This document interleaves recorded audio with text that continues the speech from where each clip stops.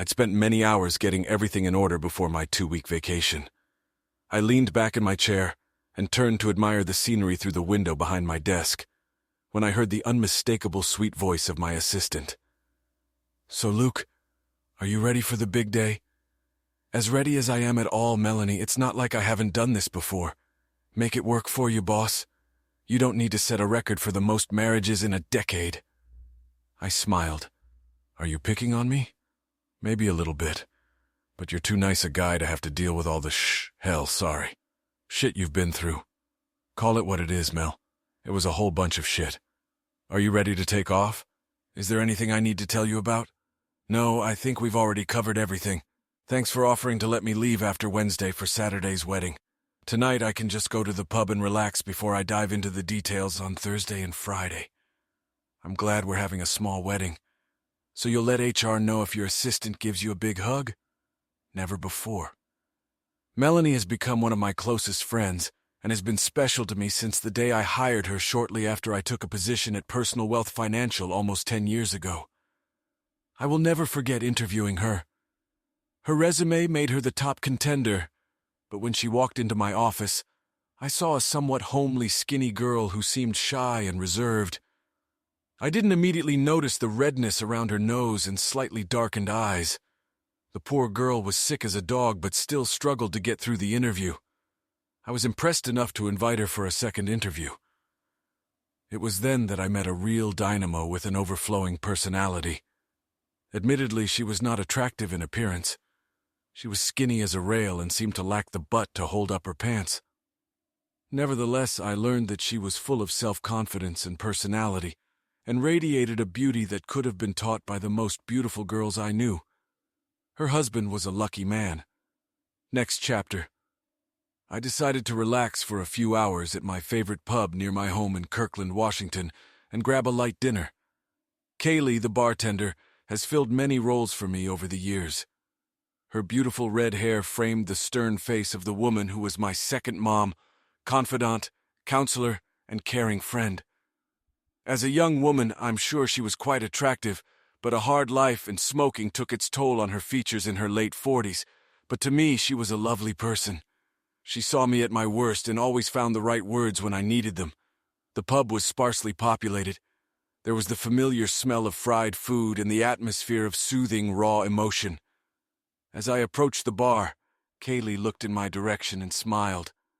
"Mr. Three Wolves in the Wind, how's my favorite customer doing?" "Better than I deserve, Kaylee. Are you still chained to that man of yours, or are you ready to run away with me?" "What? And ruin the wedding day this Saturday for your beautiful bride? The usual, Luke?" "Yes." As Kaylee disappeared behind the faucet, I noticed an attractive woman sitting alone 3 stools away from me. I estimated she was about 35. She was nibbling on her lower lip and smirking slightly, which seemed to be a result of my chatter with Kaylee. I decided to be neighborly and greet her. "Hi." She furrowed her brow and gave me a suspicious look. "You don't look drunk." I raised an eyebrow. "That's the most interesting greeting I've ever been thrown." "No, I'm not drunk. The bartender said you were wasted. I assumed that meant she thought you were drunk." "Oh," I grinned. "That's her nickname for me, but it's not 3 sheets. It's 3 cheaters. Great. Another guy who can't keep it in his pants." She seemed to bite her lip a little harder, and the frown on her face said it was personal to her. Just as I was about to speak, Kaylee put my beer in front of me and came to my rescue. "Lady, Luke is one of the sweetest and most loyal men I've ever met. He wasn't a cheater." Sadness darkened her face and her lips quivered. "I'm sorry." I was sure tears were about to come, so I nervously held up my hand for a greeting, hoping to avoid the emotional flood that seemed inevitable. "No problem. I'm Luke." She reached out to me in a quick, frantic handshake, as if she was afraid of human contact. "No, I'm sorry. I guess you can call me Deceive Too Many Times to Count, or Linda for short." "Nice to meet you, Linda for short. Excuse me. Sore subject?" Her mood brightened considerably after my stupid joke. I hate making women cry, and the change in her mood was a welcome development. "Yes, definitely a sore subject. But something tells me there's quite a story behind your 3 chowder experience." "I guess, but I'm not sure you want to hear about it." "Go ahead, Luke. Tell her your story." Kaylee interjected. It's fascinating. Linda faked a pout. Please? You two aren't leaving me any choice, are you? No, they replied in unison. All right. Let's see. Where do I start? Harper, life doesn't always work out the way we expect it to. I realized my marriage was over long before my first anniversary. Funny enough, I wasn't that upset about the end of my marriage, but my confidence was shaken. I first met Harper my senior year of high school.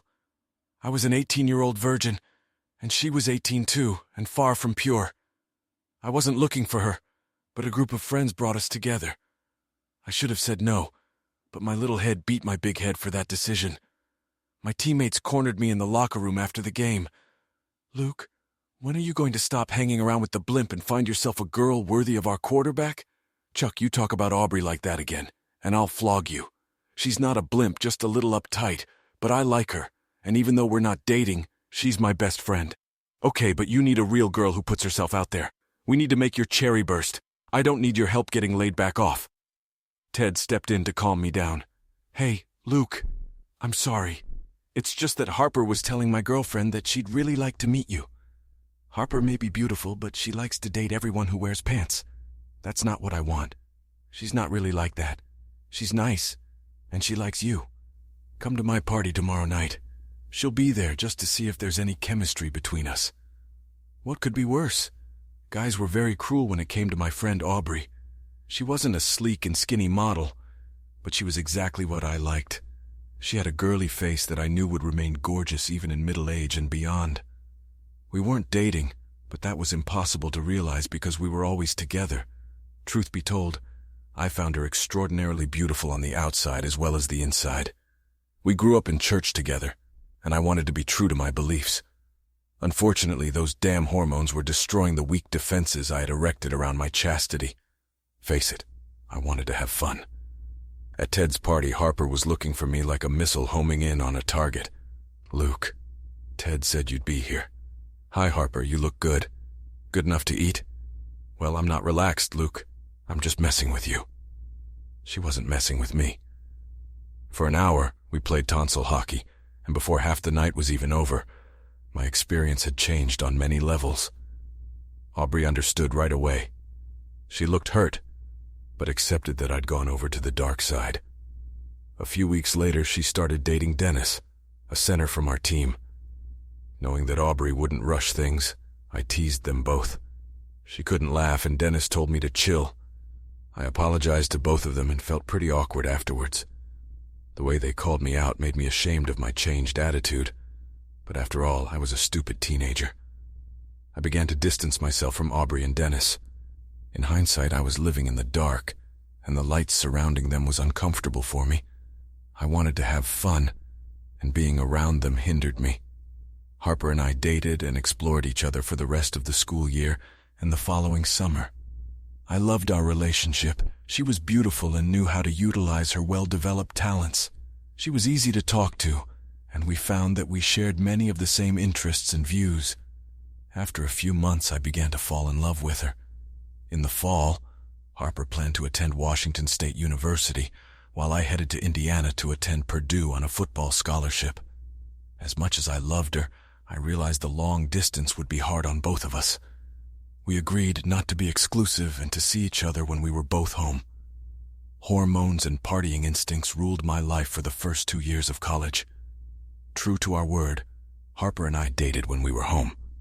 We never discussed what was going on when we were apart, and I guess that was wise of us. I found myself comparing every girl I dated to Harper, and none of them lived up to her. I missed her more and more and couldn't wait to see her again. I started calling her more often and felt that she was experiencing the same feelings I was. My love for her grew, even though we were separated by thousands of miles. Around junior high school, maturity and responsibility came to me. The values I had been taught as a child swamped my consciousness, and I grew tired of the emptiness that seemed to be a part of my cluttered lifestyle. From that point on, I only had a relationship with Harper, and I began to think about proposing to her. The summer before my senior year of high school, I needed to know what Harper thought about our relationship. Babe, is there anything we can talk about? Sure, Luke. Are you okay? You seem really serious. Yeah, I've been doing a lot of thinking, and I guess for the first 2 years of college, I was, well, a little wild with girls. I always loved you, and I knew we'd get back together. But was it the same with guys? I've had a few hookups for fun, but I always wanted it to be with you. I mean, no one else could compare to you, you know? Yeah, I know. I get that you date guys, and that's okay. That's what we agreed on. But this year was different for me. I started to feel like I was cheating, and I realized that I want to be the same person with you. I want you to know that since we were together last summer, I haven't kissed a single girl. I'm hoping maybe you'll promise me that you feel the same way. I only love you, Luke. I want to spend the rest of my life with you, and you, will you marry me? Harper jumped into my lap, crying out, "Yes, yes, yes, yes." Then we lay next to each other and began to share our dreams of a life together. Suddenly, she stood up with a concerned look on her face. "You don't want to get married now before your senior year, do you?" "No, maybe a few months after we graduate." Harper seemed relieved. I assumed she was thinking about what would be practical, but it still bothered me a little. I also realized that I never got an answer to the question about her recent fidelity, but she had waved her magic wand, making me believe that she was faithful only to me. It was a minor thorn in my side at the time, but it came back to haunt me. After graduation, Harper took a job with a real estate firm, and I started my career with personal wealth financial planning. We were married in December of that year, and I considered myself lucky. I was determined to return to the faith I had as a child, but it became apparent that Harper was not interested in spiritual matters. I began to realize that living with a man gives you a much greater understanding of what he is really like.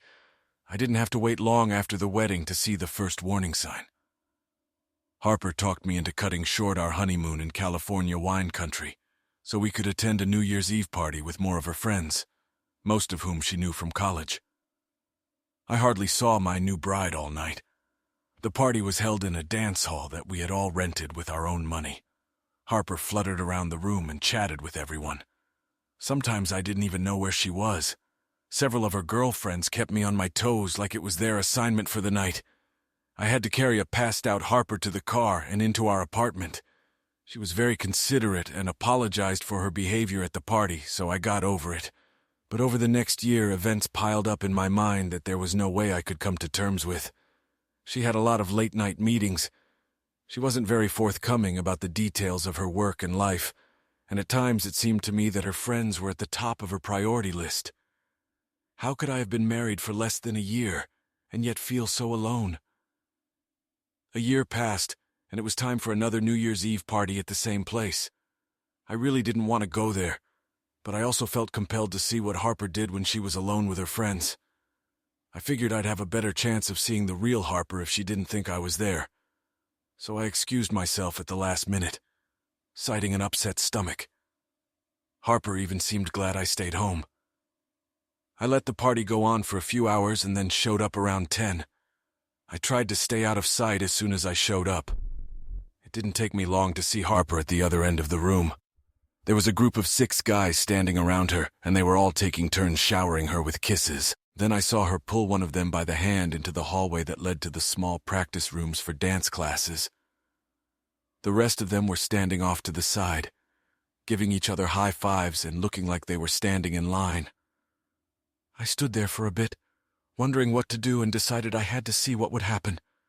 I headed across the room but didn't escape the attention of Harper's friend Amy. "Luke Harper said you were homesick." "Don't bother me, Amy. Luke, please don't go back there." I grabbed her hands and looked her straight in the eyes. "Why? What will I see?" Amy started shaking with fear. She could see the anger building up in me, and I barely managed to hide it. "Luke, you're not going to like this. Please don't. She really loves you." I pushed her away and followed my wife. There, in the training room, my wife was making out and starting to undress with the guys she had willingly brought into the room. I felt like rushing in and bouncing on her in Chuck Norris. But unbeknownst to me, I took a few pictures on my phone and went home. Once in the apartment, I printed out one of the pictures and left it on the table along with my wedding ring. I packed enough clothes for a week and headed to the Holiday Inn. It was weird. I sat in the room and felt like I should have cried or been angry, but instead, I felt like I finally had answers to all the questions that had been building up in my head. Say, I kept her in the dark for a few days while I looked for a small furnished apartment, and then I called in Arrange to come over so we could talk. Luke, where the hell are you? How could you just leave like that? I'll come over tonight so we can talk. Luke, please. I'm sorry for what you saw. It was shut up, Harper. We'll talk tonight. I'll be there at 7. I hung up the phone and searched for some emotion to hold on to. Emptiness, of course, came over me. A little anger and a healthy dose of bruised ego also came over. But I felt an overwhelming sense of relief. Sure, I'd spend a little over a year on it. Somehow discovering the real Harper justified my growing suspicions. Our relationship had never really been right. My thoughts returned to a conversation that had taken place between my father and me years ago. We were talking about love and relationships, and I asked him how I could recognize that I had found the right woman. His words ring in my ears now.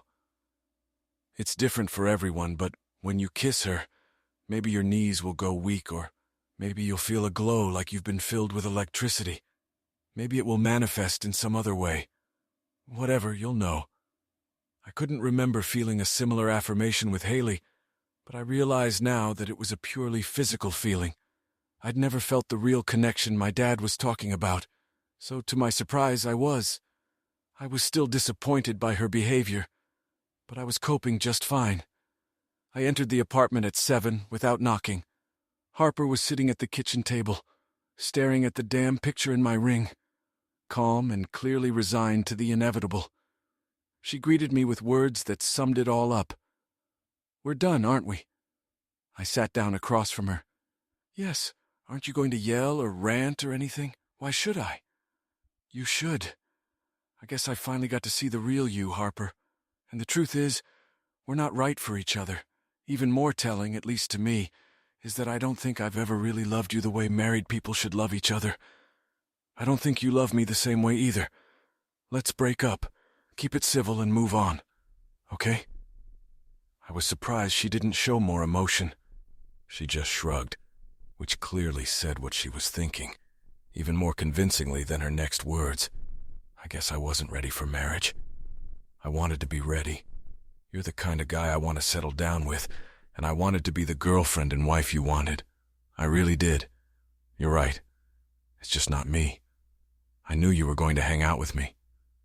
Tonight at the bar, Linda seemed to be deep, and thought when I finished the Harper part of my story, wow, I guess you dodged a bullet when you realized the truth so early in your marriage. I didn't realize my marriage was a lie until my 14th year of life. Don't get me wrong, because you really are a beautiful woman, but I can see the pain on your face. When you talk about it, I think no matter how much time passes, finding out the truth can hurt like hell. But at least you'll be able to move forward. Maybe a little wiser. Leaning my elbow on the bar, I leaned my head on my arm and looked into her eyes. Something tells me I need to hear your story too.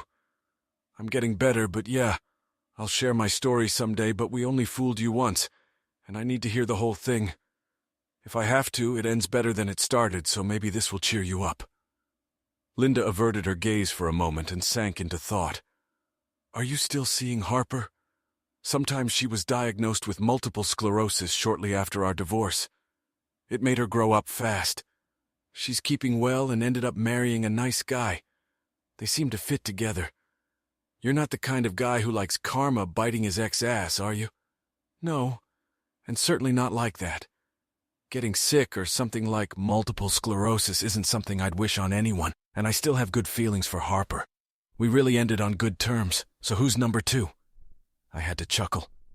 Number 2, an apt description of how things went with Zoe. Zoe. I met Zoe at a party thrown for my old friends, Aubrey and Dennis. They were married while still in college, and after graduation, Dennis took a job at a large manufacturing firm. At a very young age, he was promoted to vice president of finance and had to move to Dallas. All of their friends gathered in the ballroom of the Hyatt Hotel to congratulate them on their move. I was talking to one of my friends when the ballroom seemed to light up, and Zoe walked in with glamour and grace. In a word, she was stunning. I found out later that her picture was on the cover of Maxim about a year ago. All the men, including myself, had to wipe the drool from their lips. Most of the men were married and their wives were with them. Then the funniest thing happened. The wisest general in the army could not have organized a faster or more effective defense than the maneuver that the wives instantly initiated. Almost every man was physically engaged in a serious conversation with his spouse. I was one of the 3 remaining single men, and Zoe quickly cast her hungry gaze in my direction. I watched her walk purposefully in my direction, and immediately feared the excitement in my loins was about to become evident. "Hi, I'm Zoe. Is it just me, or did about 20 women just demonstrate their claim on men? I don't think it was your imagination. My name is Luke, by the way." She shook my hand, and her touch sensed shivers running down my spine. "Zoe, nice to meet you, Luke. I guess the ladies think I'm a threat. Looks like your ball chain isn't protecting you." "No, my chain broke a few months ago. And yes, you are a threat. You should know how awesome you are." "Thanks, but you're pretty damn gorgeous yourself." I could feel my cheeks flaming with an intense fit of blush as I searched for an appropriate response. "So shall we spend some time admiring each other's beauty?" Oh shit, her laugh was amazing. "I like you, Luke. You're funny, so maybe we should just hang out and get to know each other better." And so we chatted. It was bright and engaging. We chatted with great ease, and I was drawn in. She seemed to like me too. The party was winding down, and Zoe and I made a date for the next night. She had to leave a little early, which gave me time to pay attention to Aubrey and Dennis. Aubrey was still the same beautiful girl I knew in high school. She still wasn't thin, but to me she was still perfect. When I approached, she greeted me with a slight frown. "Hey, Casanova. Did Zoe get a hold of you? We kinda hit it off." "Why?" "Be careful. You know, Dennis and I care about you a lot, and we don't want you to get hurt again. She seems harmless, and I really like her. Luke, I love you, my friend. Open your eyes. You're repeating a pattern." I was a little upset at Aubrey's punishment. How could she assume I didn't know what I was doing? "I'll be fine. I mean, we just met. I'm not walking down the aisle yet." "Good. She's smart and successful, so she has a good chance. Just promise to keep your eyes open. Please guard your heart. It's a good heart, and you're a great guy. You need to find a woman who is worthy of you." I wanted to say that, but I couldn't. I wanted to say I found that woman, but I let you go. Zoe and I wasted no time. We seemed to be in sync on every major life issue. We soon began an intimate relationship, and 6 months after we met, we were married. I made it clear that fidelity was at the top of my priority list, and she let me know she felt the same way. She seemed to share the same commitment to faith that I did, so I figured we had what it took to last a lifetime. She owned a small modeling agency and took special care to ensure a work-life balance. We married without too much pomp and circumstance and began our life together with hope for the future. Our home life was warm and rewarding. After 3 years of married life, we began to discuss having children. She seemed excited about this prospect, but I noticed that she never took the steps necessary to become pregnant, such as not taking the pill, although she agreed to do so. Regardless, I was walking on air and feeling confident that I had struck gold with the arrival of Zoe in my life. It seems just when you think all is well in the world and your life is on the right track, life decides to throw you for a loop. It was a dark and rainy Monday when I faced one of the worst days of my life. Aubrey called my office early in the morning. She rarely called me at work, and I could tell from her voice that something was wrong. "Aubrey, what's going on?" "I don't want you to worry, but I wanted you to know. Dennis has leukemia." "Oh my God, did you just find out?" "Just got back from the doctor's office. He said there's a lot that can be done now. I hope he's right. Are you okay?" She sighed, and I heard her pull herself together. "Yes, the doctors seemed optimistic. It's an unexpected shock, of course. He's been a bit tired lately, but we didn't think he'd be this tired. But you know Dennis. He pretends to be chipper, but I can see right through his game. Keep us in your thoughts, okay?" She tried to sound reassuring, but I knew my friend too well. She was hiding intense fear and a severe wave of depression. I wanted to be next to her and hug both of my friends, but it didn't happen. We usually talked on the phone about once a month, and from now on I decided to increase the phone calls to at least weekly. She was thousands of miles away from me, but my friend needed me. Our conversation broke down, and depression swept over me. I felt like I was drowning in an ocean of anxiety as I looked out my office window at the bleak, rainy landscape. I was dealing with this news when another good friend, my personal assistant Melanie, quietly walked into my office and closed the door. Her face flushed. Her eyes were red as if she'd been crying, and from the look on her face I assumed she'd heard about Dennis and Aubrey. I was wrong. "Luke, you know I love you and would never wish you harm, right?" "Mel, you're scaring me. What's the matter? I've been worried about this all weekend, but you should know." On Saturday, my husband and I had dinner and went dancing to celebrate our anniversary. We went to a jazz club downtown and she started to cry. My mind was racing, trying to guess what she was going to tell me, and then it hit me. Zoe was supposed to be at a meeting with her partners in Portland on Saturday, and she was staying the night. "What, Mel? Your wife was there with some guy and I took some pictures." "Oh, God, I'm so sorry, Luke." The pictures were pretty clear. The caresses under the table, the warm-up on the dance floor, and the kisses were clearly captured. My tears flowed like Snoqualmie Falls. First, Dennis and Aubrey's horrible news tore at my emotions, and now Zoe had betrayed me. Melanie smothered me with hugs and apologies. I managed to calm down and thank her for the story and apologize for Zoe ruining their weekend. Mel forwarded the pictures to me, and I printed out the most graphic ones to use that evening. I recognized the guy as one of the models Zoe ran. On the way home, I stopped by the pub to build up my courage for the confrontation. Kaylee did a great job of helping me calm down. A couple of my friends from my football days were also there. I didn't know it at the time, but two of them had devised a plan to teach Zoe's lover a lesson. I found out later that they tracked him down and almost destroyed him. I wished they hadn't done it, and at the same time I felt guilty for secretly being excited about it. The wait for Zoe to come home seemed like an eternity. My stomach was rumbling. My mind constantly switched between anger, hatred, regret, thoughts of forgiveness and pain. When she finally walked in, I was sitting at the dining room table with my exhibits ready. She walked into the room cheerful and sweet. "Hi, baby." She came up to me to kiss me, but I pushed her away. "Sit down. Now." She sat down so fast she almost hit the chair. "Luke, why are you talking to me like that?" "I don't know." I put one by one the pictures on the table. "Maybe I should be talking to you some other way." She looked at the first one and immediately turned white. Her tears were flowing freely, and even a day earlier would have melted me. Now, however, they were just pissing me off. "So what part of Faithful didn't you understand?" "Luke, What? What are you going to say? It's just sex. It doesn't mean anything. Is it just me you love? What can you say that will make you twist away? Please don't hate me. Take a few days and chill out. I'll never..." "Never what? Never do that again? How often have you done it with this guy? And with other guys? I can't believe you'd betray me like that, especially knowing how Haley cheated on me.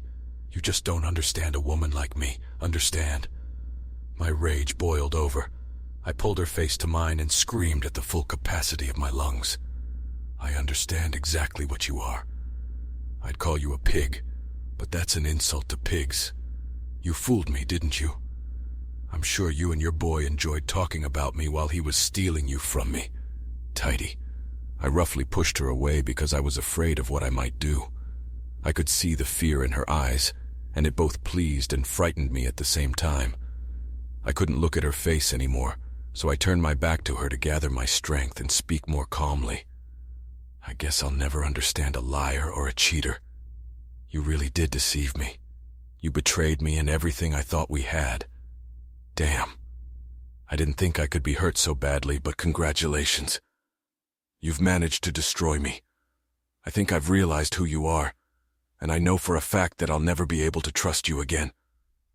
I tried to calm my anger for a few moments as she cried quietly. "I want you out of this house tonight. My attorney is preparing the divorce papers right now. The prenup is in effect since you managed to screw it up. You have half an hour to clean up, and we'll talk about how you get the rest of your stuff over text." I started to walk away and she was still sobbing. I didn't really care. "Luke, please, I only love you. Please don't." I pulled Zoe against me, looking down at the floor. "Love, I don't love you anymore. I look at you and all I see is ugliness and absolutely none of what I need. And don't you dare say you love me. Love doesn't do what you did to me. You only love yourself. Now get out of here before I get back and tell your boyfriend to run. Fast and far away, back to the bar." Linda hesitantly voiced her opinion. "Your reaction was stronger than I would have guessed.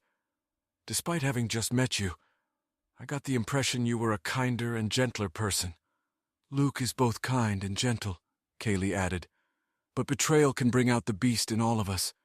Yes, I admit I'm probably a little out of my depth.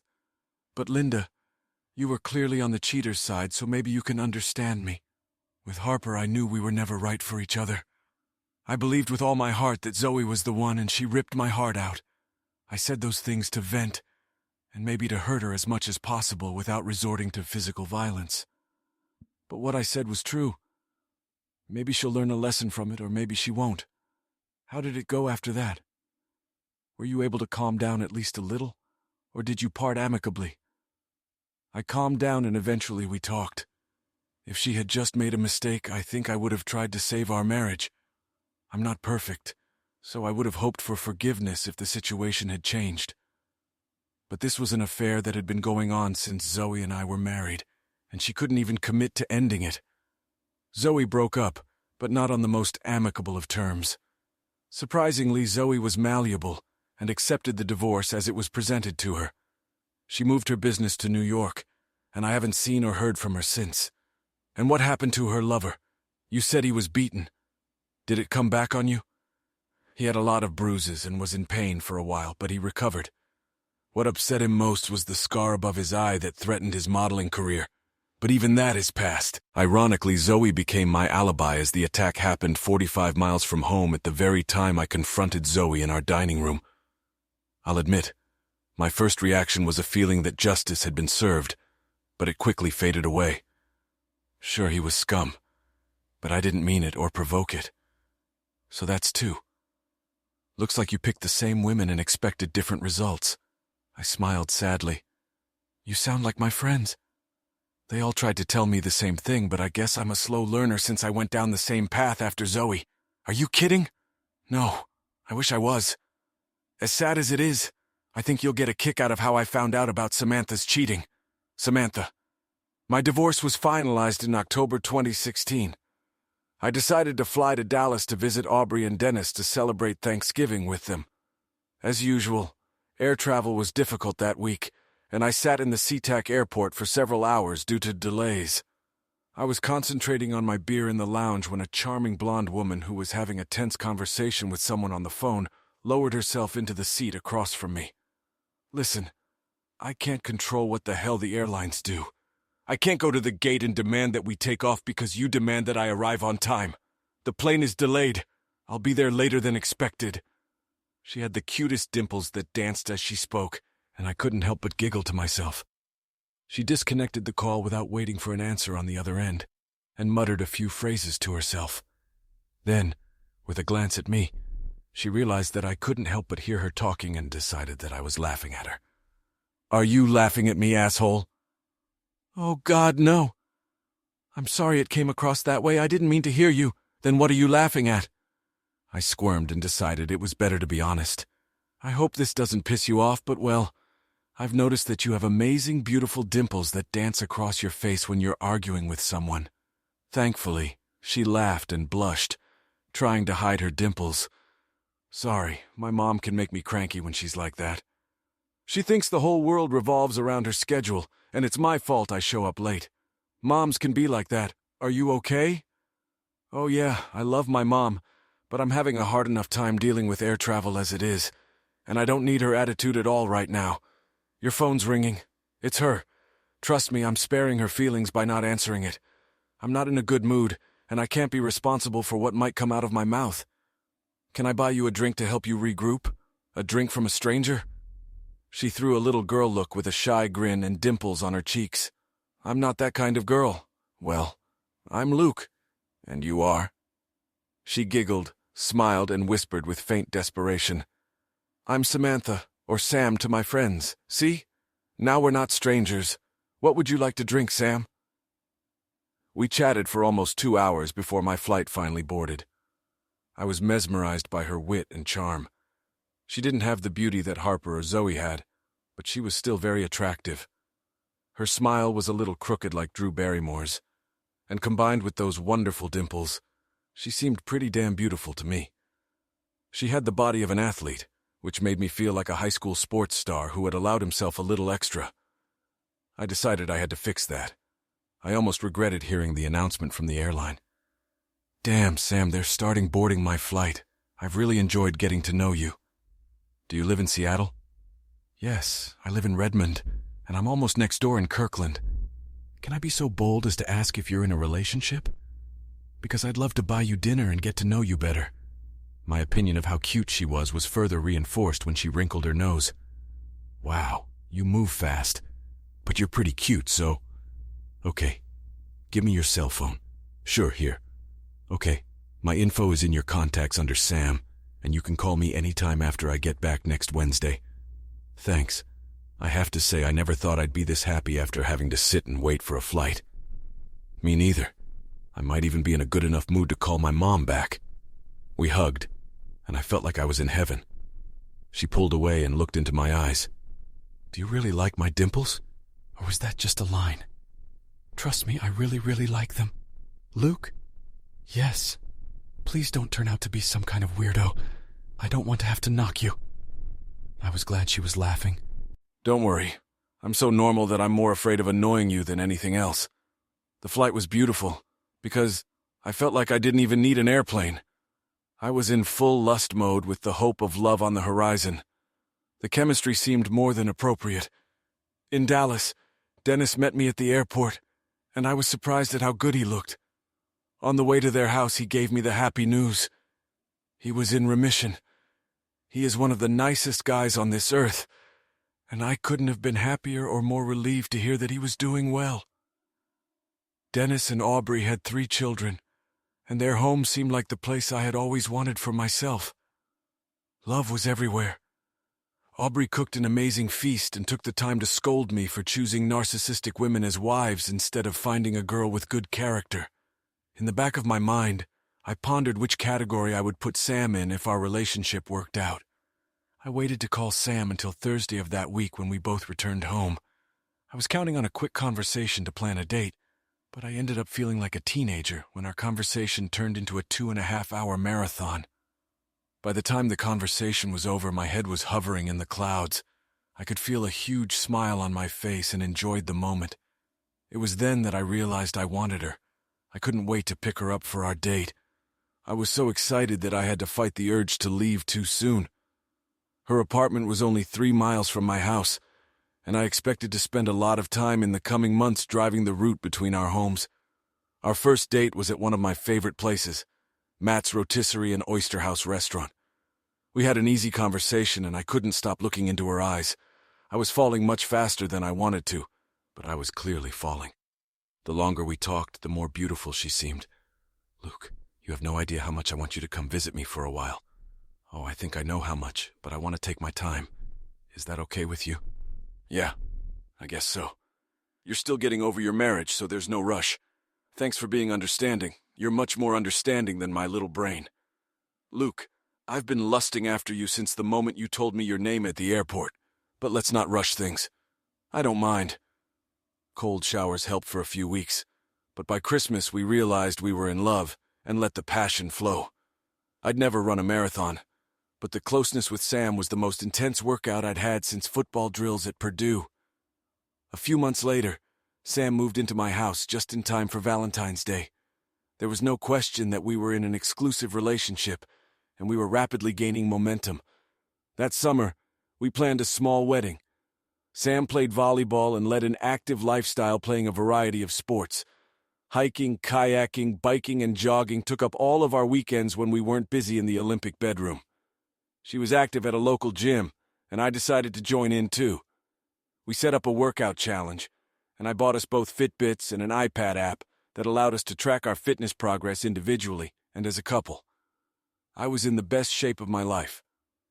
The wedding was set for the first Saturday in August. We each invited our immediate family and a few friends. Melanie, my personal assistant, was coming with her husband. Aubrey and Dennis would fly in for the wedding. I felt I had done everything right this time and couldn't wait for Sam to be Mrs. Riley. The wedding was informal with only 37 invited guests, so Sam didn't have the stress that turns many women into brides. Sam's sister was a bridesmaid and didn't have to worry about other attendants. Our priest performed the ceremony right in the reception hall, which avoided transportation issues and wasted time. I stood next to the priest and watched the bride walk towards me. Before the procession began, I looked around at the guests. Melanie was standing a few rows behind me and glowing with happiness, but I didn't see Aubrey or Dennis.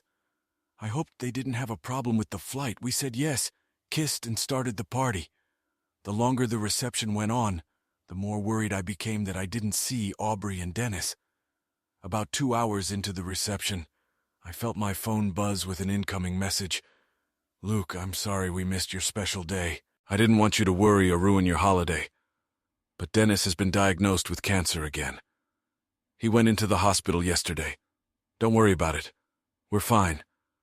But I'm sorry I wasn't there for you. Call me when you get back from your honeymoon." I told Sam about it and she agreed that I needed to call Aubrey right away. I did, and she tried to reassure me that everything would be okay, but we knew each other too well. Dennis was in trouble and she didn't hide well how scared she was. Sam and I honeymooned in Hawaii, and I tried my best not to dwell on the difficulties Dennis and Aubrey were facing alone. All in all, it was a great trip, and I was comforted by Sam's understanding and attention to my emotional needs, in addition to her considerable skill in satisfying my physical desires. A few weeks later, in mid-September, Sam and I flew to Dallas for a long weekend to visit Dennis and Aubrey. I walked into their home, and their son and 2 daughters nearly jumped at me with hugs, greeting their Uncle Luke. But what really knocked the spirit out of me was the sight of Dennis. The big, strong center for my high school football team had become thin and frail.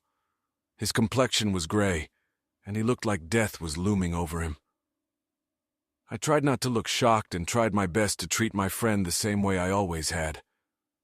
After dinner, Sam helped Aubrey with the dishes, and Dennis took me aside to his den. "Luke, you probably guessed I wasn't going to make it. Come on, Dennis. You're a fighter. Life is a fight we all lose in the end, my friend. I've made my peace with that. I'm more worried about Aubrey and the kids. They'll be fine financially. I've taken care of that. But promise me you'll take care of them, okay? I think they'll stay here in Dallas. But the kids will need to hang out with their godfather, Uncle Luke, and Aubrey will need to hang out with her best friend. You didn't have to ask, but I promise. You know I love you, don't you? I know.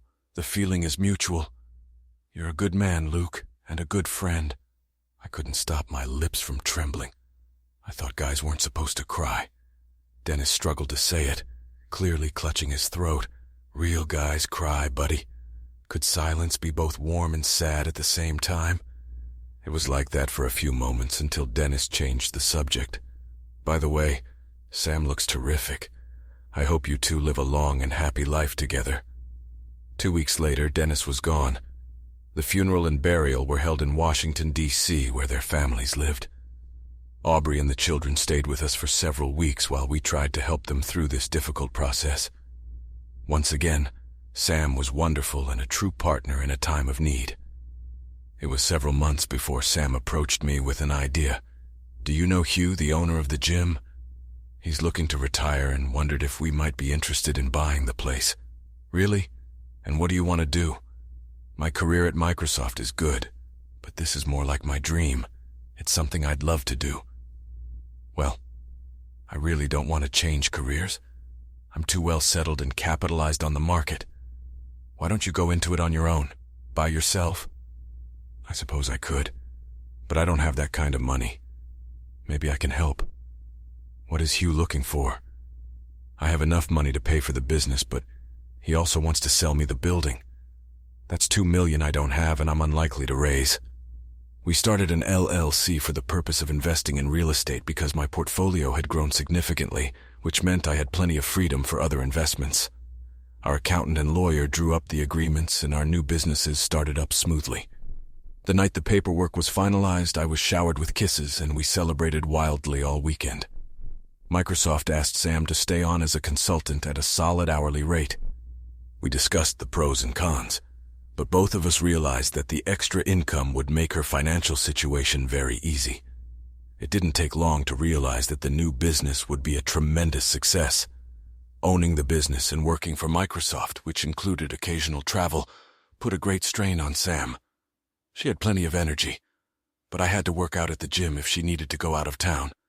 Nevertheless, we were happy and even started making plans to start a family. Sam thought it would work out if she eventually gave up her job at Microsoft. Right after our first anniversary, Sam had to travel to Atlanta for 3 days to support software development. As usual, we talked every night and shared details of our days. On the second evening of the trip, she called just after 3 p.m. West Coast time or 6 p.m. Atlanta time. "Hey Sam, how was your day?"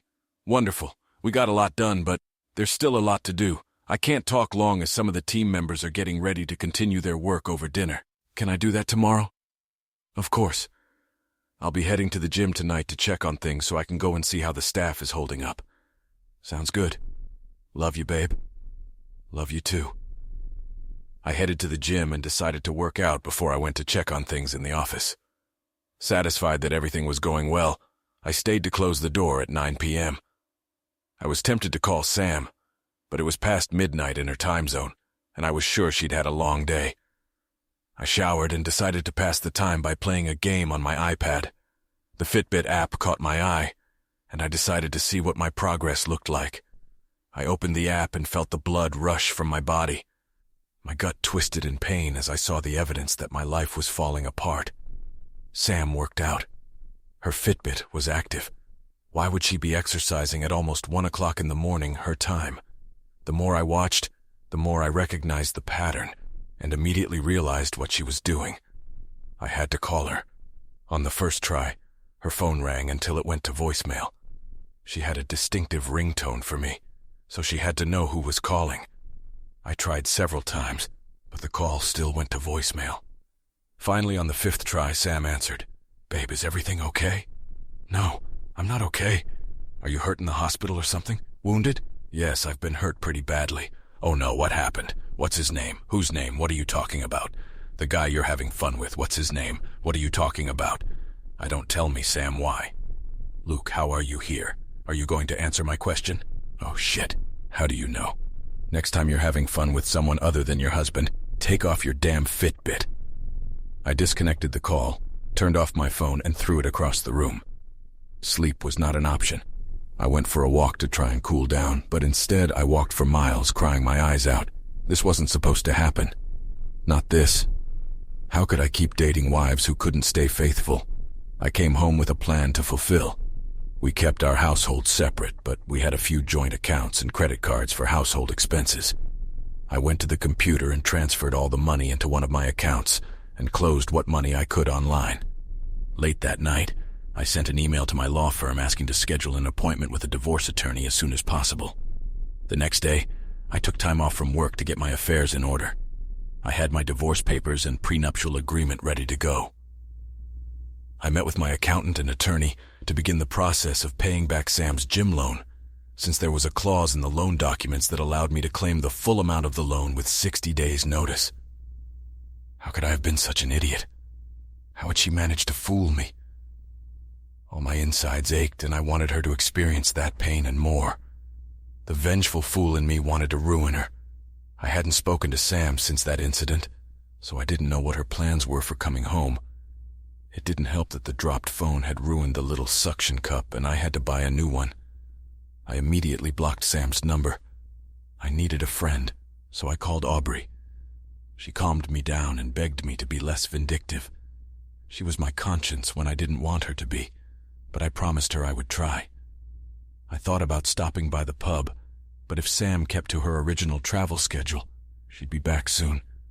I wanted to get this confrontation over with as soon as possible and hoped I'd get home before she did, but I was out of luck. I walked in on a sobbing Sam. She ran up and tried to hug me, but I pushed her away. "Don't touch me, Sam. Oh, please. Oh, God, I'm so sorry. Please forgive me. I'm sorry. It's not going to happen. Don't leave me, please. I don't want to lose you. Lose me. No. You left us. Luke, please. I was stupid." I thought what? That you'd get away with it or that I wouldn't mind? Or did your brain tell you that it didn't matter if you broke our vows or that you could deal with the consequences? Or that you could disrespect me when you slept with me and it wouldn't make a difference? What about the thought that the risk of killing my love for you and tearing my heart out is worth the risk? You didn't think. Or maybe you thought there was a better lover for you? Is that so? No. Then what foolish thought came into your head? Come, give me your excuse. It wasn't an excuse, all right? It was just stupid recreational. Recreational? You've got to be kidding me. How often do you engage in recreational fun, huh? Do you have fun with the guys at the gym taking trains in the women's restroom? I can't understand how you could even come up with a reason like that. I just thought, again, you're trying to tell me you've thought it through.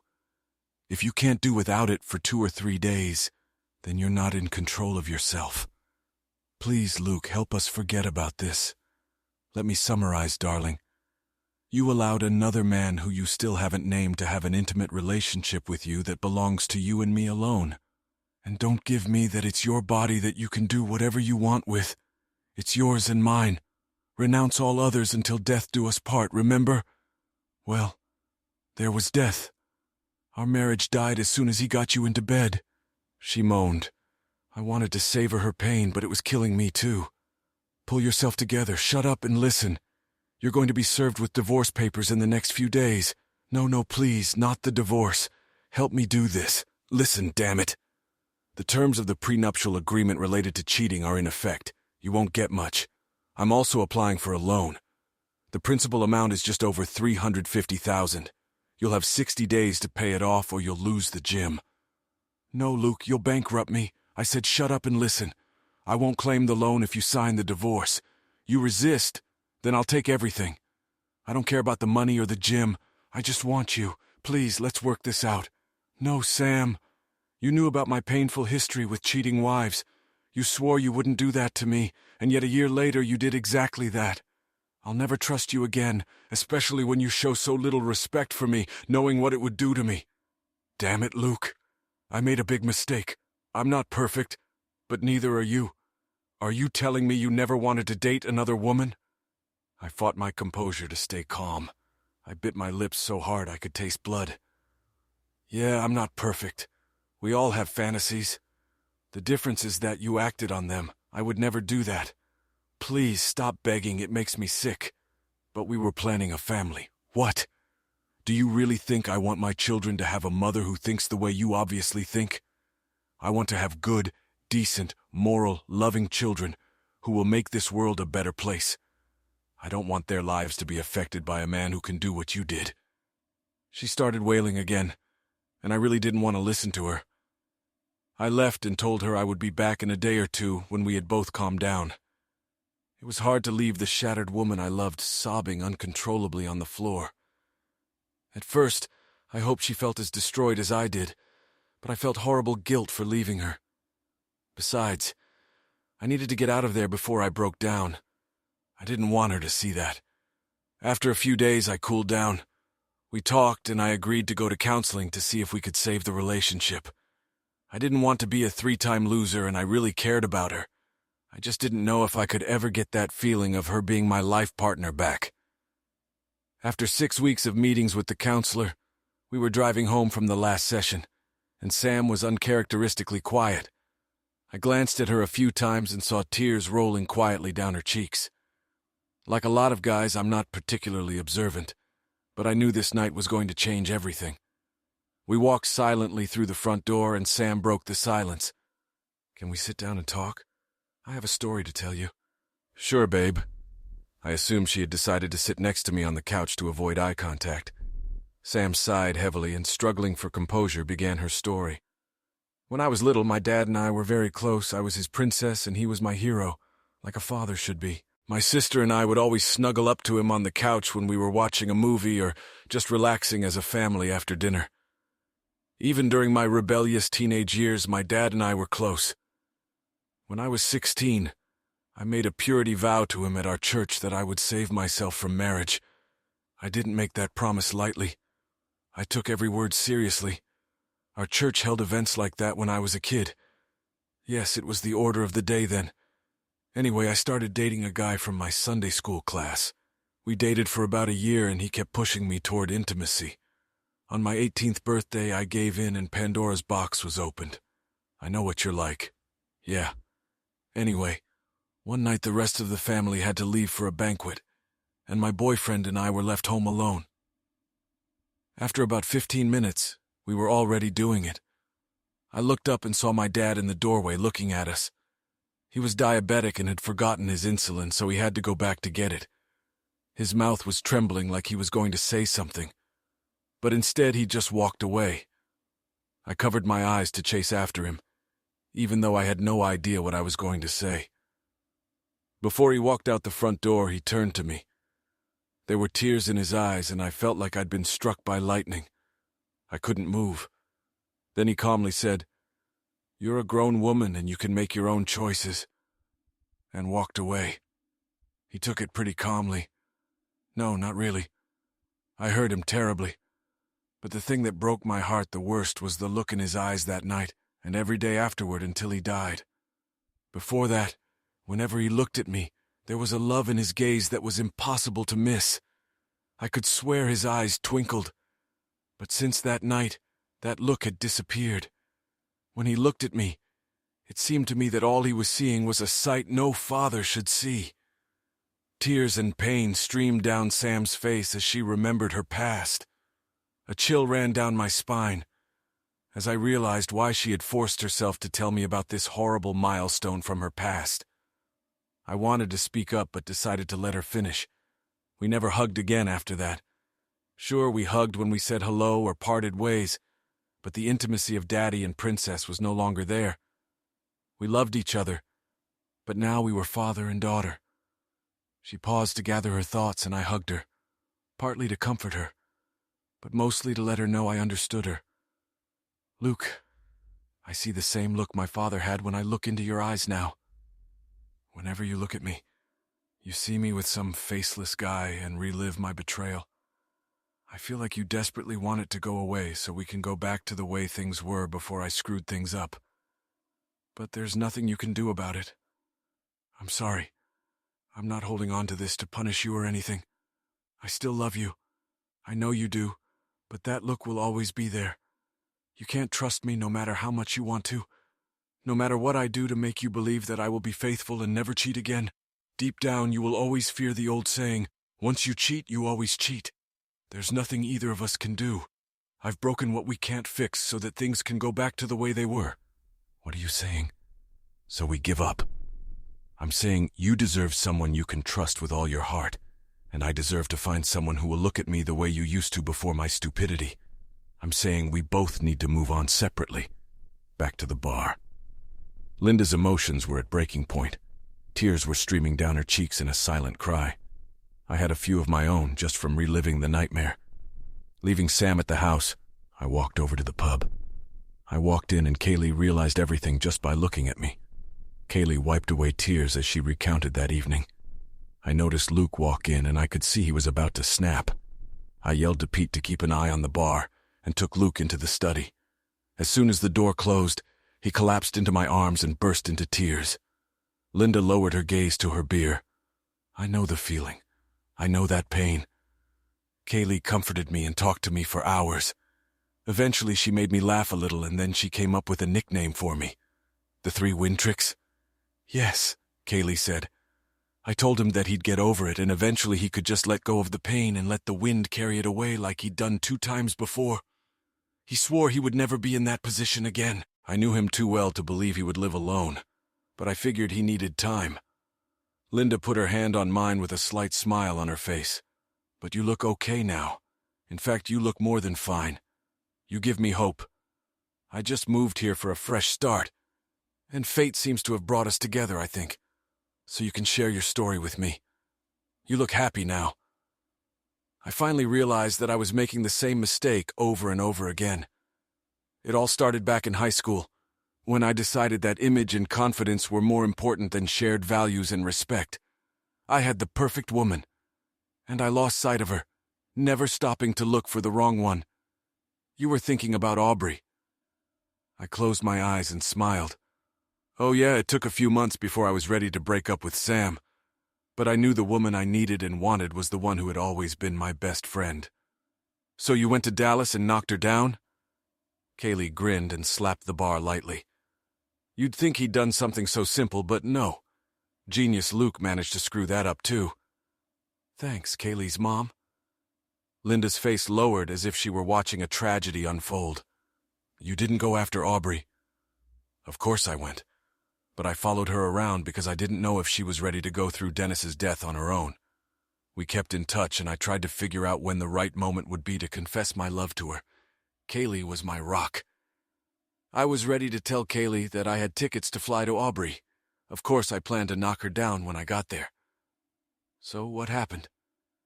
4 weeks ago, I woke up after a sleepless night. Actually, you probably can't wake up if you've never slept. But I woke up with a new sense of purpose. All night I tossed and turned until somewhere around 3 in the morning, I made a decision. I was driving to Dallas to tell Aubrey how I felt. If everything went according to plan, I would come home engaged to the woman I had wanted for as long as I could remember. After making this decision, I couldn't sleep because I had to fight my fears and the excitement encompassing me. I was confused, but determined to find out if she felt the same way I did. It was Friday morning and I had some errands to run, so I went to the office and feverishly did what absolutely had to be done and managed to buy a plane ticket for the next day to get my ass to Dallas. The tasks took longer than I had bargained for, but by 4 o'clock in the afternoon I managed to finish my work, and I made it to the pub to tell Kaylee my plans. 3 cheats, Luke, you're early tonight. I know, and I won't be able to stay long, but I had to tell you that I finally decided to go to Aubrey's. I have to tell her. Well, you didn't. Look, I have to run and get ready. I want to stop by the jewelry store, so I'll be sure to show up with a ring in my hand. Luke, listen. Kaylee, thanks for your help. I couldn't... Luke, shut up and listen. I need to deliver these drinks, but if you shut up for a minute and turn around, I think you'll realize you don't need to go to Dallas. What? What do you mean? Look in the stall by the restrooms. I'll be right back. I turned and my heart jumped in my chest, but just as quickly fell into the abyss. I saw enough of her profile to recognize Aubrey. She was sitting with some guy holding his arm across the table. They were smiling at each other, like 2 people who had shared a common love. The pain in my stomach slammed into me head on. I quickly left the bar before I made a fool of myself and threw up in the bushes near the front door of the bar. I was in shock. My head was a complete mess, and I couldn't connect 2 simple thoughts. I turned my phone off and drove around town feeling sorry for myself. I just kept driving, thoughts running off on tangents until tears stopped me from seeing. I realized I had driven all over West Seattle and drove to Alki Beach to stop for a while. My eyes were burning when I finally found a parking spot. I parked and just sat there crying like a baby. Finally pulling myself together, I walked out onto the sidewalk along the beach and just sat there, watching the sun set over the water. All sorts of thoughts came into my head, but I couldn't concentrate and felt completely lost. It was about midnight before I was able to drive home. I showered, got dressed, and drove to the office around 1 a.m., hoping to occupy my mind with something else. Besides the fact that it was the middle of the night, it was Saturday, and I knew I would be alone during the day, which was exactly what I wanted at that moment. Other than canceling my flight, I didn't accomplish anything. I slept for a few hours on the couch in my office, and then I just sat in my desk chair and stared out the window looking for answers that seemed unattainable. Should I let her go? Should I fight for her? There was no way I could decide which path was right and which was wrong. Finally, around 2 in the afternoon, I went to the pub to see Kaylee. I realized I had left the night before without talking to her after she warned me that Aubrey would be there with a date, so she was probably worried. I walked in and Kaylee saw me right away, but the look on her face was not at all what I expected to see. I expected her to be worried about me, but she was clearly furious. "You damn fool." What the hell were you thinking running out of here like that? She set the beer down in front of me, and without letting me get a word, and edgewise decided to start tearing my ass up. You asshole! You made me worry, you idiot! I have to finish serving the drinks, but you're staying in this damn seat until I get back. The words she used were changed to protect the innocent. Kaylee never swore, much less at me, so I figured it was best to keep quiet. What was she getting so worked up about? She kept frowning and shaking her head, muttering horrible names at me. She texted someone, then went on to other clients, keeping her angry gaze on me. It took Kaylee about 10 minutes to finish what she needed to do when she finally stood in front of me, eyes glaring like a demon trying to pierce my soul. She was clearly trying to temper her fervor before she spoke. I froze speechless with fear. What a bloody idiot. I thought you were going to Aubrey's table, but like a complete fool you ran out the door. What the hell got into you? What was your simple mind thinking? I couldn't. Shut up. You spent months, no years, telling me how Aubrey was the woman you loved, and then ran away without talking to her. But you warned me. You showed me where they were. Warned you? About what? Damn it, Kaylee. You know I love her more than life. I told you I was going to Dallas to finally tell her how I felt and ask her to marry me. In my mind, I had already dedicated my life to Aubrey, the woman I loved with all my heart. I had loved her since childhood, and was willing to do anything to make her mine. When you warned me by showing me where she was sitting with her boyfriend, I realized that Aubrey probably had other plans with this guy. Kaylee's face visibly softened, but then I noticed she wasn't looking at me, just over my shoulder. Then I felt a gentle hand on my back and heard the voice of an angel. Is this how you really feel about me, Luke? I've waited almost 20 years to hear you say those words. I spun around on the bar stool, and Aubrey pulled me to her. Our lips met, and our tongues danced with a fury and passion like I had never experienced. I felt our hearts and minds merge into a single life bound by love. Our spirits soared into a new dimension, as if we could leave our bodies and look down on a heavenly connection. After 3 marriages and many other relationships, it only took one real kiss for me to realize what my father had been trying to tell me all these years. In my mind, it was confirmed without a doubt. Aubrey was the one. She was the true love I had always wanted and needed. At the bar, Linda couldn't hide the tears that came to her eyes. You almost missed out on the woman of your dreams again? Kaylee raised an eyebrow and looked at me. Yes, I did. When he'd recovered enough from their rather erotic display of affection, I asked him what he was thinking to pull a stunt like that. I told you she was sitting with another guy. Kaylee looked ready to scold me again, but I noticed the glint in her eyes. Then I told him he was a damn fool for making assumptions without checking them out. A smile spread across my face as I felt her hands on my shoulders before she spoke. Kaylee, are you being mean to Luke again? I turned to see my love and pulled her lips to mine. After a few seconds, Kaylee giggled and cleared her throat. Why don't you two get a room? That PDA is embarrassing all the customers. Aubrey smiled back at her. We'll make great use of the room in a few days, won't we, honey? Linda smiled, her moist cheeks glistening. You two are wonderful together. Oh, I'm sorry. Linda, I want you to meet my fiancé. Hi, Linda. Luke's manners are a little off. I'm Aubrey. Happy tears flowed from Linda's eyes. Aubrey, it's so nice to meet you. Luke has been admiring you all evening. I have to say, if he had ended up with anyone but you, it would have been the worst story I've ever heard. It's so great when high school sweethearts end up together. Luke, were you talking about me?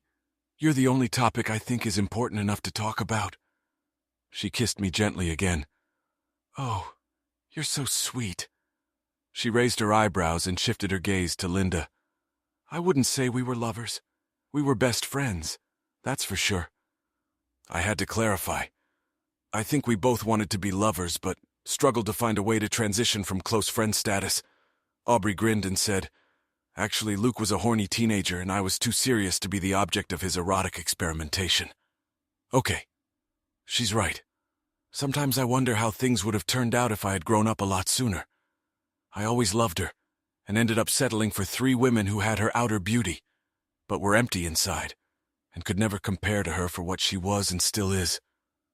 Well, Aubrey, Luke was certainly right when he talked about how beautiful you are. Oh, you're too kind. The important thing is that when I look into his eyes, I see his heart intertwined with mine. I know he loves me unconditionally, and I feel like the luckiest woman on earth. Linda grabbed Aubrey's hand and scanned us both with a concerned look. Wait a minute. What happened to the other guy? Aubrey looked at her with an understanding smile. There was no other guy. It was my cousin, Paul. I stayed with him and his wife for a few weeks while I looked for a house in the neighborhood. I was already planning on moving back and hoping Luke would finally come to his senses and ask me to marry him. Linda grinned and wiped a few tears from her eyes. You two are beautiful together. Damn, and here I was hoping I had a chance to get Luke, she laughed. But I see it's a lost cause. I moved here from California for a fresh start, and I was hoping to make new friends and maybe a real soulmate. Hopefully there are a few more like Luke among my peers. And yet, Kaylee reached across the bar and took my shoulder and Linda's with her other hand. Linda, you've made 3 new friends. Aubrey added, Yeah, and actually you should come to the wedding on Saturday, especially since you're new here. Oh, that's nice, but I can't get involved. Come on, girl. Coming to the wedding celebration of 2 of your 3 friends in Seattle is not an intrusion. We'll take offense if you don't. Besides, almost everyone there will be from the neighborhood, and I'm sure you'll make dozens of new friends. Okay, you talked me into it. Luke, honey, text her the details. You really are the sweetest couple. Isn't it a shame you both had to go through such a hard time to get here? I can't speak for Luke, but I think he needed that experience to get himself in shape. As for me, I wouldn't trade anything for the time I spent with Dennis and the joy our 3 children gave me. I loved that man with everything I had. So if we wanted to start with Luke differently, it didn't matter, and in the end it probably wouldn't have worked out. I think the timing was right, and God knows what he is doing. My love for Luke has never left me, and it is just as strong as my love for Dennis. I'm just lucky to have 2 wonderful men who have filled my life with love. That's so sweet. It's a real miracle that you 2 finally ended up together. It wasn't a miracle. It was a conspiracy, I said, as Aubrey rubbed my head and laughed. Kaylee and Aubrey set it all up behind my back. That's partly true, Kaylee added. When Luke and Sam broke up, I called Aubrey. Luke had already told her, but I told her that's not why I was calling. I asked her when they were both going to wake up and meet up. Aubrey chuckled, getting to the story. By then, Dennis had been gone for 11 months, and I wasn't ready for a new relationship. I have to admit that a relationship with Luke was nothing new to me, but I wasn't ready. And I didn't think Luke would be ready either, since his last breakup was so fresh. Luke and I still talked at least once a week, and I could hear the anger and resentment in his voice. So I told Kaylee to get on with the healing process, since I knew Luke was here almost every night.